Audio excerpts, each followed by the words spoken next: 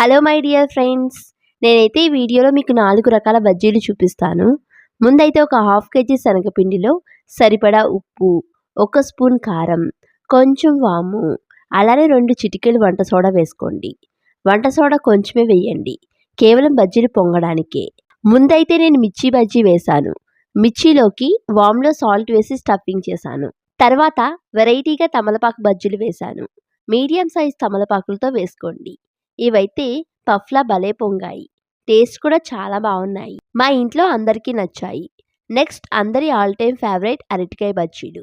వీటి షేప్ని మా వాళ్ళైతే కుక్క నాలుకలా ఉంటాయి అంటారు. లాస్ట్ బంగాళదుంప బజ్జీలు. బంగాళదుంపతో ఏమైనా సరే ఇష్టంగా తినేవారు ఇవి ఒకసారి ట్రై చేయండి, మీకు ఖచ్చితంగా నచ్చుతాయి. వీటిలో మీకు ఏ రకం బజ్జీలు నచ్చాయో కామెంట్ చేయండి. వీడియో నచ్చితే ఒక లైక్ ఇచ్చి మా ఛానల్ని సబ్స్క్రైబ్ చేసుకోండి. Thanks for watching.